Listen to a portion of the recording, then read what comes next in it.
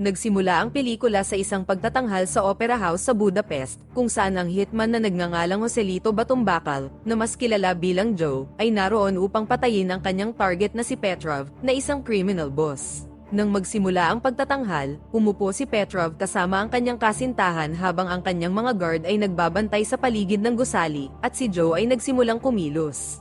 Tinawagan si Joe ng kanyang boss upang pagbalaan na huwag magkalat ng dugo sa gusali dahil ang Opera House ay 139 years old na, ngunit isa-isa pa ring pinatay ni Joe ang mga bantay. Nang sa wakas ay mapuntahan niya si Petrov, sinubukan nito na makipag-deal kay Joe sa pamamagitan ng pagsasabi na gagawin niyang triple ang binayad sa kanya. Gayunpaman, tinanggihan ni Joe ang kanyang alok at agad na pinatay ang target at hinayaang tumakbo ang babae. Habang papalabas si Joe, nakaramdam siya ng matinding pananakit ng ulo at pagkahilo. Napansin ng isang guard ni Petrov ang pagtakbo ng babae, kaya agad niyang pinuntahan ang kanyang boss ngunit huli na siya, at noong siya'y palabas, naabutan siya ng mga guard sa gusali at naganap ang barilan. Ipinaalam ng guard ang kanyang sitwasyon at humingi ng backup, kaya sa huli ay nabaril ang lalaki sa mismong entablado. Ngayon ay nagkagulo ang mga tao sa buong gusali, at habang papaalis ang isang babaeng dancer, nabunggo siya ng mga tao at nabitawan ang kanyang telepono. Kinuha ni Joe ang kanyang telepono at tinulungan siyang makatayo at nilabas siya sa gusali. Tinanong ng babae ang kanyang pangalan at nagpasalamat sa kanya, ngunit biglang sumakit na naman ang ulo ni Joe. Humingi ang babae ng maiinom para sa kanya, ngunit paglingon niya ay wala na si Joe. Umuwi si Joe sa kanyang bahay, kung saan nalaman niyang nakalimutan niyang ibalik ang telepono ng babae. Ininom niya ang kanyang mga gamot at saka na nagpahinga. Kinabukasan, nagpa-check up si Joe upang malaman ang dahilan ng pananakit ng kanyang ulo at madalas na pagkahilo. Matapos suriin ang kanyang ulo, sinabi ni Dr. Keegan sa kanya na wala silang nakitang anuman, ngunit pinayuhan niya siya na baguhin ang kanyang lifestyle. Pumunta si Joe sa kanyang boss at isa ring matalik na kaibigan na si Zivy, at sinabi sa kanya ang kanyang karamdaman. Binanggit ni Zivy na inakala ng mga pulis na isa sa mga tauhan mismo ni Petrov ang pumatay sa kanya. Ibinigay niya kay Joe ang bayad para sa matagumpay na misyon, at pinayuhan siyang magliwaliw muna ng sandali. Maya-maya, pumunta si Joe sa lugar ng rehearsal ng babaeng dancer na nagngangalang Maisie, upang ibigay ang kanyang telepono. Inalok siya ni Macy na ilibre ng hapunan bilang pasasalamat at isinulat sa papel ang kanyang numero upang ibigay kay Joe. Lumabas si Joe at sa una ay itinapon niya ang papel sa basurahan, ngunit sa huli ay kinuha niya rin ulit ito. Kinagabihan, magkasama sina Joe at Macy sa isang hapunan, kung saan ipinahayag ng babae ang kanyang hilig sa pagsasayaw at ang kanyang pangarap na magsimula ng isang dancing school para sa mga bata. Binanggit naman ni Joe na may plano siyang magretiro na sa kanyang trabaho. Habang lumalalim ang gabi at nagtatagal ang kanilang pag-uusap, makikita na may namumuong pag-iibigan sa kanila. Paglipas ng mga araw, sinimulan ni Joe ang panliligaw sa dalaga. Makikita na masaya silang magkasama, ngunit patuloy pa rin si Joe sa kanyang trabaho bilang hitman ng mga kriminal. Isang araw, nakipagkita si Joe kay Zivy sa isang restaurant at ikinwento sa kanya ang patungkol kay Macy.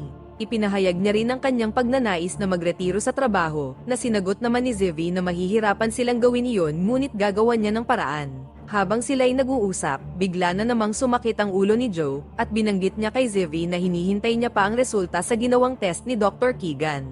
Hiniling ni Joe kay Zivy na makakuha ng life insurance policy, ngunit binanggit ni Zivy na walang ganoon sa uri ng kanilang trabaho, kaya sinabi ni Joe na kahit ipeke na lang nila ito para hindi maghinala si Macy.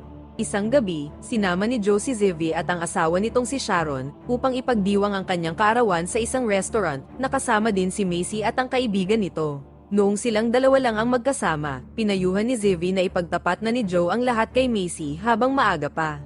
Kinabukasan, pinuntahan ni Joe ang doktor upang malaman ang resulta, kung saan labis siyang nalungkot nang marinig na mayroon siyang Creutzfeldt-Jakob disease. Ito ay isang uri ng sakit sa utak, kung saan sa paglipas ng panahon ay makakaranas ang pasyente ng pagkabulag, mga problema sa pag-iisip, pagkawala ng memorya at maging problema sa pananalita. Sa kasalukuyan, wala pang gamot para sa sakit na ito, at si Joe ay mayroon na lang mahigit kumulang 3 buwan. Umuwi si Joe sa kanyang bahay at tiningnan sa computer ang mga sintomas ng kanyang sakit. Kalaunan ay nagpasya siyang kunin ang kanyang mga itinagong pera, at saka kinuha ang lahat ng kanyang baril upang itapon ang mga ito sa ilog. Kinabukasan, pinuntahan ni Joe si Zivy na may plano sa kanyang isip, kung saan hiniling niya sa kanya na isagawa ang isang kontrata, at ang target ay si Joe mismo. Magbabayad si Joe ng 2 milyon para sa kontrata, ngunit labis na nagtataka si Zivy sa kanyang hinihiling, kaya ipinaliwanag ni Joe na papatayin siya ng kanyang sakit at ayaw niyang magtagal pa siya, kung saan makikita siya ni Macy na nasa malubhang kalagayan. Ibinigay niya rin ang lahat ng kanyang personal na pera upang gawing life insurance at ibigay kay Macy sa oras na mamatay siya. Gayunpaman, bilang isang tapat na kaibigan, sinabi ni Zivy na hinding-hindi niya magagawang mag-utos ng pagpatay sa kanya kahit gaano pa kalaking halaga ng pera. Dahil sa desisyon nito, pinuntahan ni Joe si Antoinette, isang dating assassin na ngayon ay manager ng mga kontrata kagaya ni Zivy. Ang kanilang nakaraan ay masalimuot, dahil si Joe ang pumatay sa ama ni Antoinette, na naging mentor din ni Joe, kaya ngayon ay mayroong personal na paghihiganti si Antoinette sa kanya. Kung noon ay hindi magawang masaktan ni Antoinette si Joe dahil sa batas ng kanilang trabaho, ngayon ay binibigyan niya siya ng pahintulot at babayaran pa ng 2 milyon. Ipinakilala ni Antoinette ang kanyang guard na si Max, na dating sundalo ng Amerika ngunit ngayon ay nagtatrabaho para sa kanya. Dahil sa hiling ni Joe, siya ngayon ang magsisilbing kliyente at ang target sa kanyang kontrata na magsisimula sa alas 12 ng gabi, at malugod na tinanggap naman ito ni Antoinette. Nang umalis si Joe, sinimulan ni Antoinette ang pagbibigay ng kontrata sa kanyang mga hitman, kabilang na si Dan, na tinanggihan ng offer na 2 milyon dahil hindi ito sapat para sa isang matinik na hitman. Ang unang tumanggap sa alok ay ang isang gang ng Koreanong assassin na tinatawag na Goyang, na pinamumunuan ng lalaking nagngangalang Goyang. Ang huling tumanggap ng offer ay ang 2 magkapatid na lalaki na tinatawag na Langos Brothers. Kinagabihan, nakipagkita si Joe kay Macy, habang walang alam na sinusubaybayan sila ni Max at kinunan ng larawan. Binanggit ni Joe na may kailangan siyang sabihin sa kanya, at gayon din ang sinabi ni Macy. Sa pagkabigla ni Macy, sinabi ni Joe na aalis na siya ng bayan at hindi na muling babalik pa, kaya kailangan na nilang maghiwalay. Nalungkot si Macy at pilit na humihingi ng dahilan, ngunit walang maisagot si Joe, kaya sa huli ay binigyan na niya ito ng huling halik at iniwan na doon. Habang parating na ang Goyang Gang, bumalik si Joe sa kanyang bahay at iniwang nakabukas ang pinto. Nag-iwan siya ng voicemail kay Macy, na sinasabi ang kanyang dahilan ay dahil sa kanyang nararamdamang malubhang sakit. Agad namang itong napakinggan ni Macy na kasalukuyang nasa isang bar at umiinom. Sa hindi inaasahan, nakatanggap ng tawag si Joe mula kay Dr. Keegan na sinasabing nagkaroon ng pagkakamali, dahil ang lab na pinagkuhanan nila ng test ay napagpalit ang label ng kay Joe at ng isang pasyente na may sakit, kaya si Joe ngayon ay walang malubhang sakit. Binanggit din ng doktor na ang pananakit ng ulo at pagkahilo ni Joe ay isang misteryo, ngunit ngayon ay napagtanto ni Joe na huli na siya dahil dumating na ang itinakdang oras ng pagpatay ng mga asasin sa kanya. Agad na kumilos si Joe at naghanda ng ilang trap, at noong makapasok ang gang ni Goyang, sinubukan ni Joe na ipaliwanag na isa itong pagkakamali. Goyang, this was a mistake. I'm canceling the contract. Fuck you! That's not how it works! Tumanggi si Goyang na i-cancel ang kontrata at pinadala ng isa-isa ang kanyang tauhan upang harapin si Joe. Sa kabila ng husay ng mga ito, nagawa pa rin silang matalo ni Joe ng sabay-sabay, kahit pa mayroong espada ang isa sa kanila. Ang huli sa tauhan ni Goyang ay isang babaeng may hawak na 2 patalim, ngunit hindi rin nahirapan si Joe sa kanya at madali siyang pinatumba. Ang sumunod ay si Goyang, na nagtangkang manghagis ng kutsilyo sa kanya, ngunit mas mabilis si Joe at hiniwa nito ang kanyang mukha. I got you. Joga, Goyang.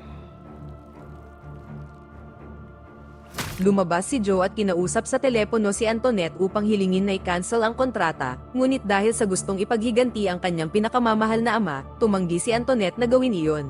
Kinutya ni Joe ang kanyang ama at sinabing nasiyahan siya sa pagpatay sa kanya, kaya lalong nagalit si Antoinette at sinabing ipapadala niya ang lahat ng mahusay na hitman sa buong Europa upang tugisin siya. Pagkatapos ng tawag, napansin ni Joe ang 2 nakamotorsiklo na nag-aabang sa kanya. Agad siyang nag-iwan ng voicemail kay Macy upang ipaalam na mayroon siyang problema, at hiniling na kunin nito ang ipinadala niyang pera upang umalis ng Budapest at manatiling ligtas. Di nagtagal, tinambangan si Joe ng Langos Brothers at inatake siya gamit ang kanilang motorsiklo. Gayunpaman, dahil siya ang number 1 hitman, madali niyang natalo ang magkapatid na assassin at tinangay ang isang motorsiklo. Dahil sa mga pagkatalo, ginamit ni Antoinette ang sariling pera at tinaasan ng reward sa 4 na milyon, at pinadala ang mga offer sa malulupit na assassin. Ang unang nakatanggap nito ay si Dan, na sa wakas ay tinanggap ang trabaho dahil sa laki ng halaga. Sumunod ay ang 2 pang magkapatid na sina Rory at Angus. Natanggap din ito ng dalawang babaeng magkaibigan na sina Jeannie at Tonya, at ang panghuli, isang lalaking nagngangalang Botas. Samantala, natanggap ni Macy ang voicemail ni Joe at agad na umalis ng bar. Sa kalagitnaan ng gabi, pumunta si Joe sa bahay ni Zivy upang ipagamot ang kanyang mga sugat at ikinwento ang sitwasyon niya kay Antoinette. Alam ni Joe na isa lang ang paraan upang matapos ito, ngunit sinabi ni Zivy na hindi niya maaaring patayin si Antoinette dahil labag ito sa batas ng kanilang trabaho. Nakaisip ng ideya si Joe kung saan gusto niyang isipin ni Antoinette na sinusubukan niyang tumakbo palayo para ipadala nito ang lahat ng mga asasin sa isang lugar at papatayin silang lahat doon ni Joe. Humingi ng mga baril si Joe kay Zivy, ngunit wala rin siyang mga baril sa bahay at sa halip ay binigay ang ilang pampasabog. Samantala, nakarating na sa Budapest si Dan, kung saan tinawagan siya ni Antoinette para ipaliwanag ang patungkol kay Joe at ipinasa rin ang litrato nito kasama si Macy.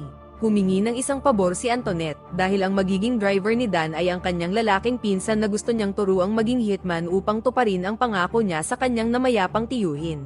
Ang kwelang lalaki ay nagngangalang Money at gusto ni Antoinette na isama siya ni Dan sa kanyang misyon bilang pagsasanay nito. Pagbalik kay Joe, minamasahe siya ni Sharon upang guminhawa ang kanyang pakiramdam. Aksidenteng nabali ni Sharon ang leeg ni Joe, at sa pagkabigla ng lahat, naging maayos ang pakiramdam nito na tila nawala ang lahat ng kanyang nararamdamang sakit. Labis na nagsaya si Joe na sinasabing nawala ang pananakit ng kanyang ulo at luminaw ang paningin, kaya pinasalamatan niya si Sharon. Sa kabilang banda, nagmamadaling umuwi si Macy sa kanyang bahay at nag-impake upang maghandang umalis, habang walang alam na sinusubaybayan siya ni Dan at Money. Nilapitan ng dalawa ang babae at sinabing sila ang pinadalang sundo ni Joe, ngunit hindi naniwala si Macy at sinubukang manlaban, subalit nahuli pa rin siya ni Dan. Kinabukasan, ibinalita ni Max kay Antoinette ang natuklasan nilang planong pagtakas ni Joe at ang kasalukuyang lokasyon nito, kaya pinadala niya ang lahat ng asasin doon at ipinahanda rin ng mga mersenaryo ni Max. Ang plano ni Joe at Zivy ay matagumpay, dahil papunta na ang mga asasin sa isang lumang kastilyo, kung saan naroon rin si Joe. Samantala, habang papunta rin sa kastilyo, ibinunyag ni Dan kay Macy ang tunay na pagkatao ng kasintahan nitong si Joe, na siyang numero 1 asasin sa buong Europa. Inihanda ni Joe ang kanyang mga kagamitan at naghintay para sa pagdating ng mga asasin. Ang unang dumating sa lugar ay sina Rory at Angus, kung saan pumasok sila sa loob at nakausap ng sandali si Joe, bago sila nito hagisan ng granada.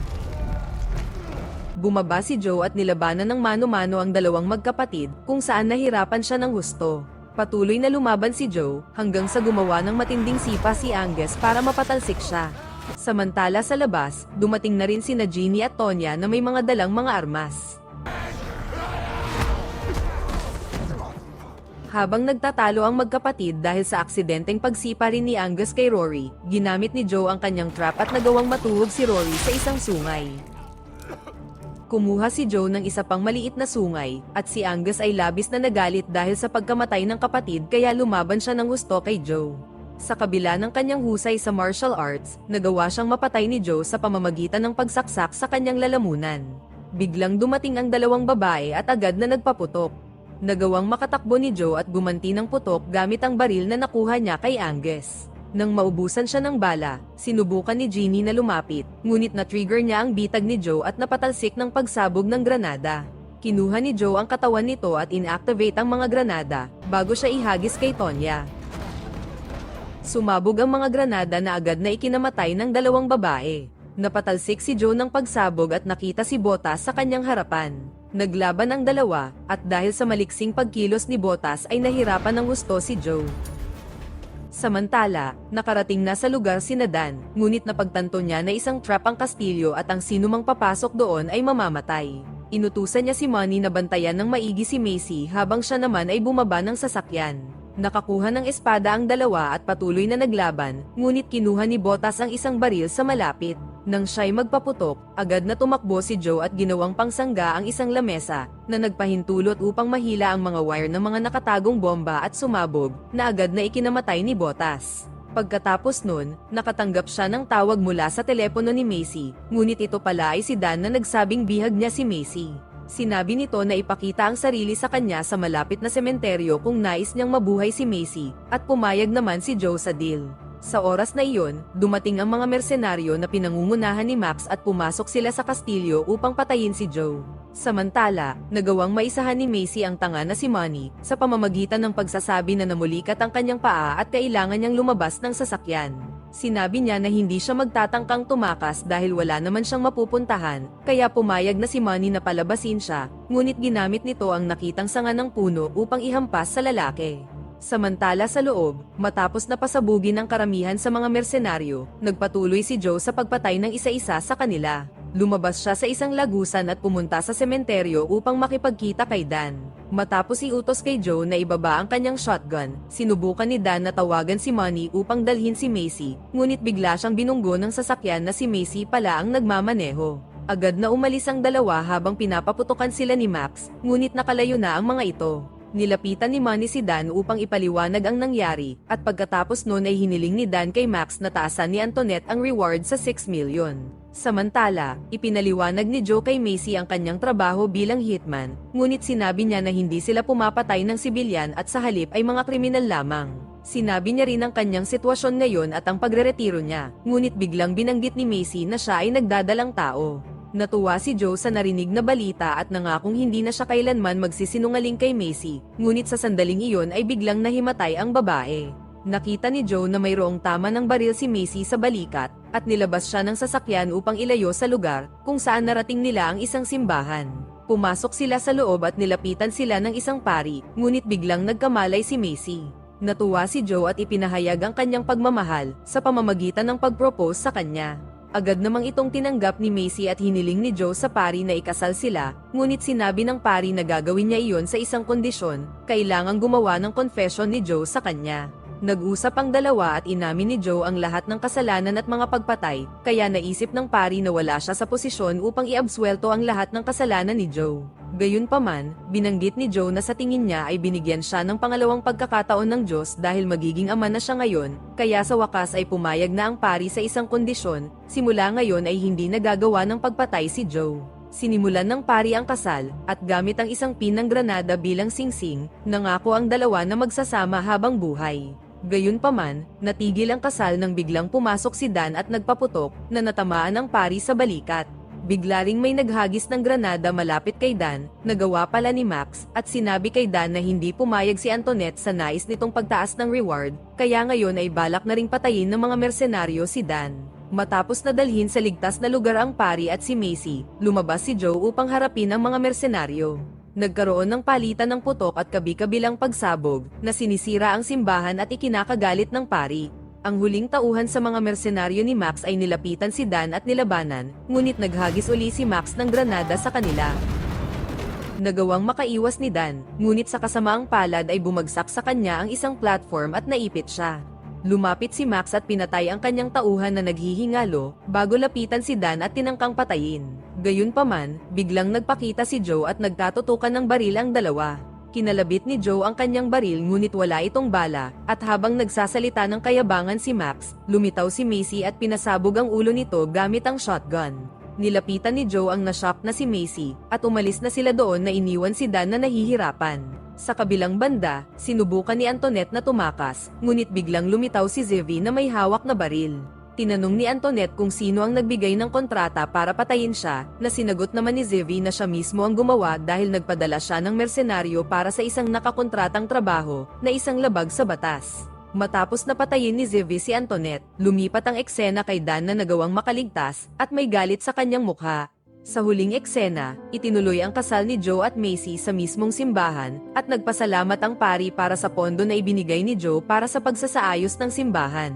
Matapos na batiin silang lahat ng mga dumalo kabilang na si Zevie at Sharon, nagtungo na ang bagong kasal sa kanilang sasakyan upang gawin ang honeymoon. Maraming salamat sa panunood. Sana ay nagustuhan mo ang pelikulang ito. Huwag kalimutang mag-like at subscribe, pati na rin ang notification bell para updated ka sa mga bagong upload.